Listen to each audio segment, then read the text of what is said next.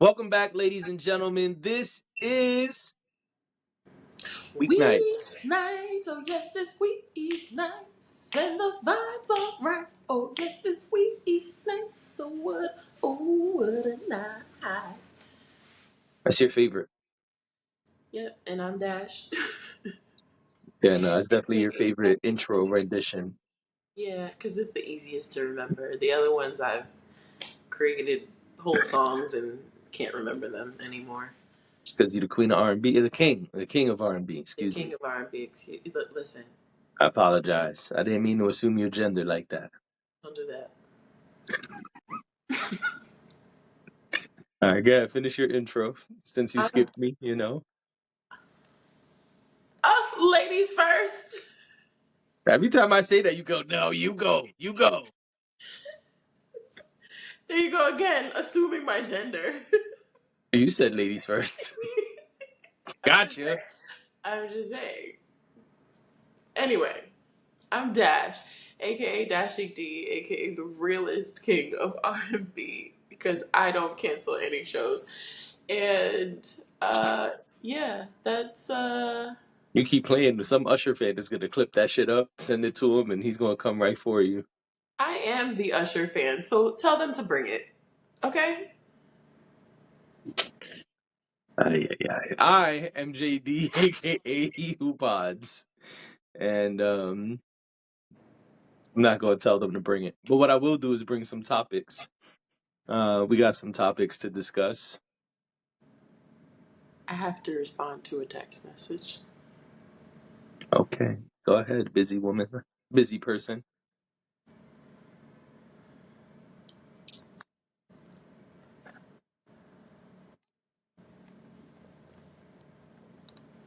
It's my order. I'm done.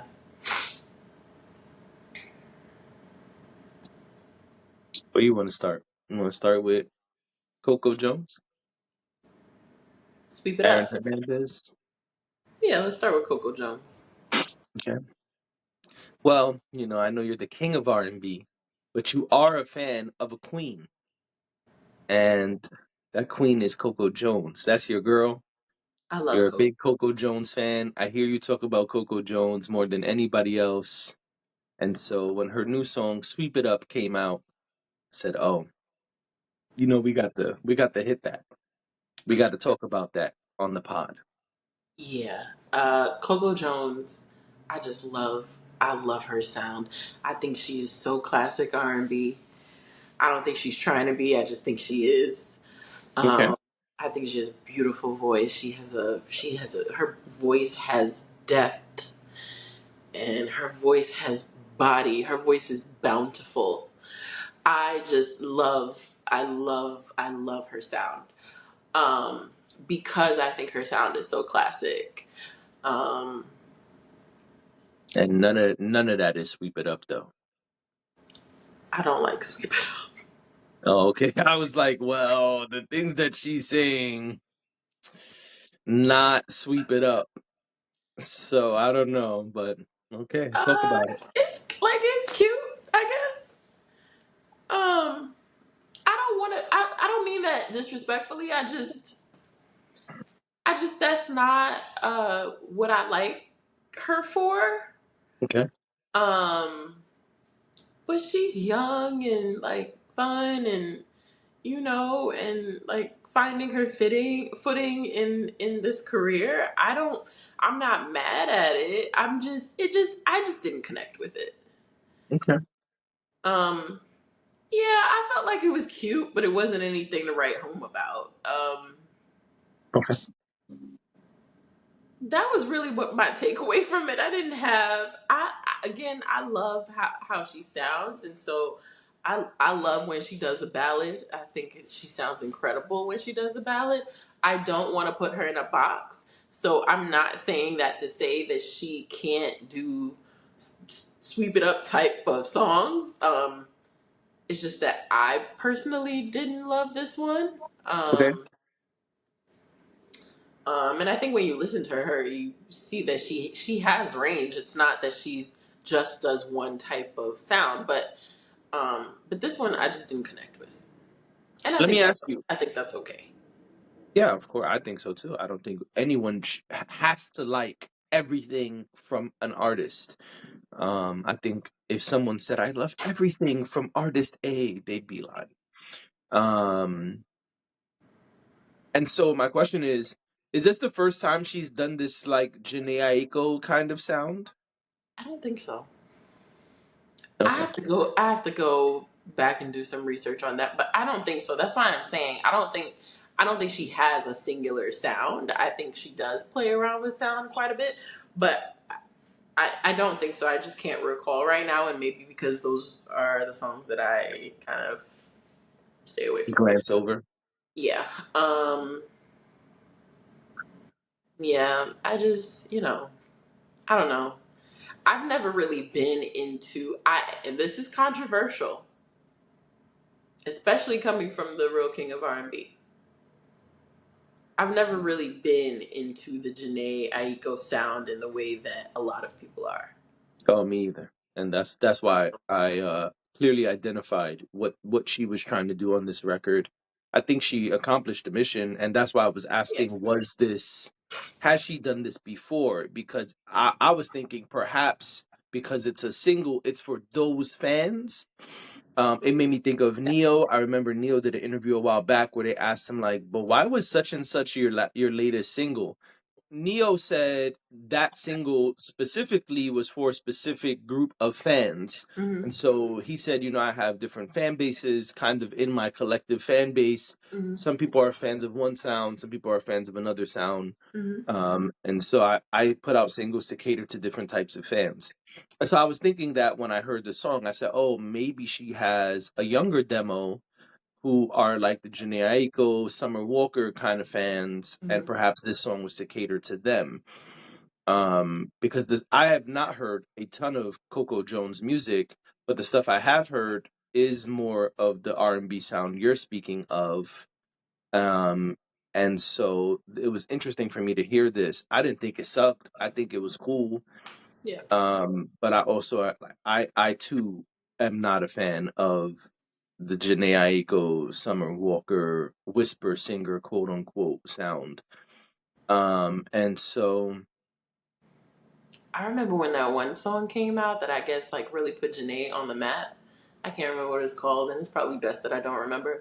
But I remember when the song came out, and I remember everybody being like, "Oh my gosh, did you hear this? Oh my gosh, this is amazing! Oh my gosh, she's incredible!" And I was just like, "Okay, yeah, I don't think any of them suck. And truth be told, there are Jhené Aiko and Summer Walker songs that I'm a fan of, but yeah, at large, I don't love that sound and style of R&B.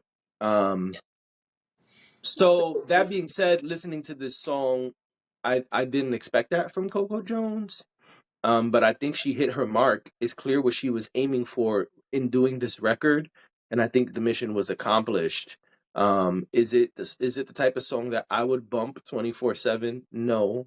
But I'm sure those type of fans will. I'm sure those type of fans will absolutely love this record. Yeah, And so that's just what I thought. I don't hate it. I don't really have a bad criticism of it. yeah, I think it's not the type of R&B that I love to listen to, mm-hmm. but I think that if the plan was to cater to a specific demo, then she hit the mark definitely. Because that is the sound, those are the notes, those are the melodies. In fact, there's a melody that sounds just like a Jhené Aiko song in there. Yeah, In this one segment, I was like, oh, sound that I'm pretty sure that melody is directly from a Jhené Aiko song. yeah." And as a newer artist, I think you have to do that. I think you have to. Maybe have to is a strong way of saying it, but I think you should uh, play around with different sounds. I think you should test your limits. I think you should play in different areas. I don't think there's anything wrong with that. And it's not supposed to. Music is something that you don't just hear, but you feel. Right. And I don't think that everything is for everyone when it comes to music. It shouldn't be. Um, so perfectly fine with me that I didn't connect with it. I'm sure there's plenty of people who do connect with it, and it wouldn't ever stop me from listening to her music. Right. Um, I'm always going to, when I hear she has a new song out or if she puts an album out or whatever, I'm always going to say, okay, well, let me go listen to it and see what it's like. Let me check it out. So yeah, I think she just needs to keep doing what she's doing, and no harm, no foul over here. Yeah, I agree with what you said. I don't think it's about new artists or old artists. I think we should, as artists, be pushing ourselves, trying new things, and seeing, okay, what do I enjoy doing? Because if you just say, no, I'm not doing this sound, no, I'm not going to use this flow, no, I won't talk about that topic, I think you limit yourself because you never know how much you'll enjoy it and how much your fans will enjoy it. You might do something like, I'm gonna try to do thing A and just see what happens. And your fans may absolutely love thing A. Or you might love it. You might be like, man, I was just gonna try thing A. I had a blast doing thing A. That's like my favorite song I've recorded. Yeah, So I totally agree. And as I say all the time, I think good artists, the best artists are balanced. They don't just do one thing or yeah, do the same thing all the time. So I totally agree with that statement. And again, I don't think the song is bad. You know me. If I thought the song was bad, I'd have came up here and said, man, that was terrible.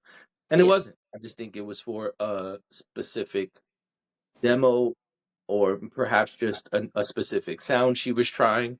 And I feel like she hit the mark. yeah, yeah. Agree. Speaking of hitting the mark, the question of the day is, will Ryan Murphy that's hate. Will Ryan Murphy hit the mark with his new series? Because the trailer just came out. I believe we spoke about it. Man, we pod so much, I'd be forgetting. But I think we spoke about the announcement of the series, but not the trailer. And so the trailer just came out over the weekend for Aaron Hernandez, an American sports story. Yep. Hmm. And so this is interesting because we've never seen that used in one of his shows before. The FX shows have always been an American crime story. Yeah. And this is the first American sports story. And so I thought that was really interesting. Yeah. Uh, and I thought that was like weird because isn't it a crime story? I would say it is. Yep. But maybe he's just trying to focus more on the sports portion of it and less on Well, the crime portion of it. well, I think, and I don't know this for sure. I didn't read this anywhere. Nothing. This is just a thought. This is just a theory. I'm wondering if it's because of the fact that there might be some, um, the fact that Aaron Hernandez, I believe, was he actually diagnosed with CTE, or was that just speculative? Oh, I don't know that answer. I have to be honest. Because if I'm not mistaken, I think that's a part of this conversation. And if it is, then it may change the way you think of his story. I'm looking it up. And maybe this is meant um to humanize him and take away some of that um stigma that is attached to people who It commit says yes. violent crimes. Google says yes. Yeah, so I would assume that that's why, that it wasn't just that he was some crazy sociopath, psycho killer, In whatever. fact, I'm sorry to cut you off. It says here a headline from the Washington Post that reads, Aaron Hernandez suffered from the most severe CTE ever found in a person his age. Right. And I think that's why it's called an American sports story and not an American crime story. That's just my Man, guess. that makes me sad. I didn't know that. Yeah. Yeah, it's a sad story when you. I think Netflix had done a documentary on him. But it's very sad when you think about what a traumatic brain injury can do to you. Um, I know Oh that wow, I know it's not as simple as CTE is not as simple as a TBI, but I'm just saying when you have these neurological injuries, it's you can turn into a completely different person, and I think that's what the is at the root of his story. yes, I agree. The CTE definitely changes things if you don't know about it. Sorry, I'm just a little taken aback. I didn't know that. Yeah, It says here, it's funny, the doctor whose book I'm currently reading wrote about it as well. Um, it says after Aaron Hernandez's death, his brain was delivered to Boston University, where researchers made razor-thin slices for brain examination. Their findings: his brain was, quote, riddled with stage 3 CTE. yeah, This neuro this neurodegenerative disease, which has 4 stages, has been found in athletes like football players, boxers, soccer players who endure repeated concussions and blows to the head, has been associated with memory loss, cognitive dysfunction, and suicidal thoughts and behavior. I didn't even know that I didn't know that he had stage 3 of 4. That's crazy. yeah.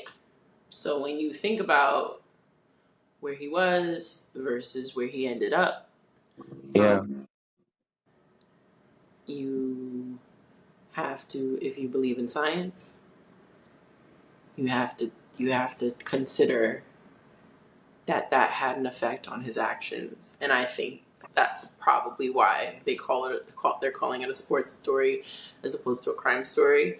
Um, Right. what I will say about it is that I think Ryan Murphy is a genius. I don't can't imagine this will be um, less than entertaining. Um, and by entertaining, I don't say that to be insensitive. I just mean we watch documentaries, we You mean it's watch gonna be a good show? television for entertainment value. It's that's you know, Yeah, I understand. no, Listen, we can see sad stories done well.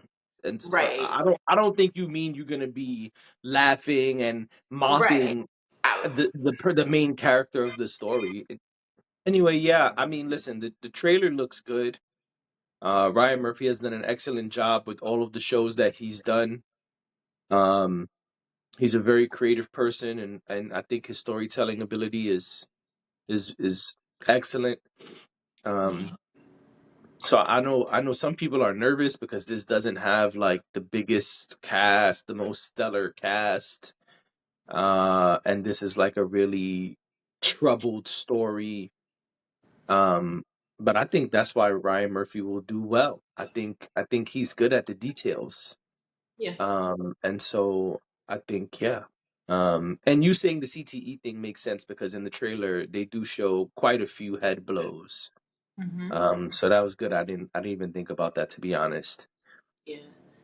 Um, but yeah, I mean, I'm definitely gonna watch it. I think the trailer looks good. I trust my Ryan Murphy as a good report card. And so I don't expect this to be anything less than his prior performances. Um, Yeah. yeah, Oh no, I was just gonna say that I think that he's um, I think that maybe there's a strategy in not making it a star-studded um, cast. cast to be able to focus on the story more than that. You know, I think sometimes that is an intentional choice. I mean, FX has um, they have the ability to hire um, a range of actors. Yeah, So I think and Ryan Murphy is Ryan Murphy. So I think that if Ryan Murphy wanted to hire, very specific people, then that would be possible. But this feels like a strategy. This feels like an intentional choice. So I'm curious to see what it's like. It's a sad story, but yeah, I'm curious to see how they tell his story. Yeah, same. And I'm curious to see, will this be the first of more to come? Because he does do them pretty often, but it's not like he cranks them out back to back to back to back to back to back to back. So I'm curious, does he already have his next project in mind if he is starting a new, I guess, franchise, so to speak? Yeah, that'll be interesting to see. Well, let me ask you a question. So Do you feel like you're enough? always. Always. Do you feel like do you feel like Ken got his just due in the Barbie movie? He got a lot of just do. Yes. Yes, he Well, did. according to Greta Gerwig, she says that there is a lot more story to tell about Ken. Yeah, she said they had so much material, they had to cut a bunch out, and it was so much fun and so easy to write for Ken that they could easily do a ton more. And so she was asked, will there be a Ken film? And she basically said, it's possible, who knows? I mean, because And he's Knuff. I mean, if they do it, that's just, I would just call it Knuff. enough, yeah. I wouldn't even, I wouldn't even Yeah. try to market it any other way. And Ryan But I gotta Gosling be. did his thing. So Oh, go ahead, you first. I said Ryan Gosling did his thing, so I could totally see I could totally see this being a thing, especially after his performance that he did. Was it at the Oscars Yes. where he sang his song? I think he cemented himself that day as Ken, and so I could totally see them shifting gears a little bit away from Barbie and kind of leaning into Ken's character for another film. Yeah, I could see that too. I think my only problem with that is, or my only concern with that is that Hollywood leans to the white male and forgets about the white woman character. And it's really easy to say, oh yeah, man, Ken did so great. We're gonna do a Ken trilogy. We're gonna do 3 movies and a spin-off show, and man, it's so great and it's bringing in so much money. And then people will forget all about Barbie and Barbie number two and all the Barbie possibilities. And so, And they're there. absolutely. And so that's what I'm saying. I think the way they did the film, which was an excellent film, I think there are many characters that they could expand upon. They could do spin-offs of in whatever manner they choose. Um, I don't think there should be a Barbie sequel, but I'm not in Hollywood, so it doesn't matter what I think. Um, I feel like no, I feel like a second movie would ruin it, but perhaps I don't know shit, and they go a different route. But I am much more interested in them continuing Barbie's story and the many Barbies stories than completely leaving Barbie and Mm. uh going down a Ken rabbit hole. I would like to see a Barbie 2 about Barbie and the Barbies. Because Barbie entered, spoiler alert, Barbie entered the real world at the end of the first Barbie movie. So I would be curious to see how Barbie is doing in the real world because she made that choice. Right. And then, of course, we've got to check in on all of the other Barbies that were left behind. Right. Um, I think. a Knuff series would actually be a limited series would be more interesting um, than a film or multiple films about Ken. I think sometimes when you make content more bite sized, it's more digestible. Also, we don't get crazy about it. Because a limited series, you've got more material. Sure, let's have it. It'll be funny and witty and cute. And we'd watch it, people would binge it, and we could kind of move on from it. I agree. I don't think that Ken should be centered, especially the way that the story is told in the Barbie movie. Right. I think if you move over to making it about Ken, you play into what the film is trying to tackle. Yeah. And people already feel that way with the way awards season went Absolutely. when it came to the Barbie movie. So I think it could end up somewhere on a Peacock or something like that with 6 to 8 episodes, and that would be cool.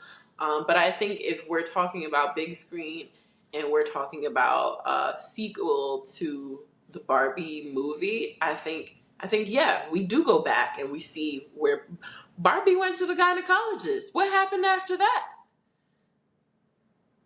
I'm serious. I'm not even trying to be funny. We don't know what happened to Barbie after she made the choice to go into the real I world. know. I didn't like that part of the ending. I had my thoughts about it, but I think when we're having this particular conversation, I think there's more story to tell. Yeah. They opened a whole can of worms that we didn't consider previously. So you want to do a sequel? There's story there. Um, and there's also the other Barbies, like you said. It doesn't have to just be about, I forgot what she was called, but it doesn't have to just be about her. It was like Default regular Barbie Barbie or main or Barbie, regular yeah, Barbie, something like that. it was something like that. It doesn't have to be all about her. We could even go back to Barbie Land, you know? Yeah. The Barbies try to escape. They see she's having a good life in the real world. They want to go too. How do we get out? I don't know, something. Right. So yeah, I don't know. That's my thought on it. I think there's a place for Ken. I would even love to see. I would even be okay with an animated series, like an adult animated series about Ken. Nah, I don't I want to see that. I would watch that at least the first couple of episodes. Nah, I don't want to see that. Okay, well, that's If just it's live action, keep it live action. okay. I hear you. Yeah. That's my thought. Gotcha. All right, ladies and gentlemen, that's our pod. That's our time. We will see y'all tomorrow. Bye.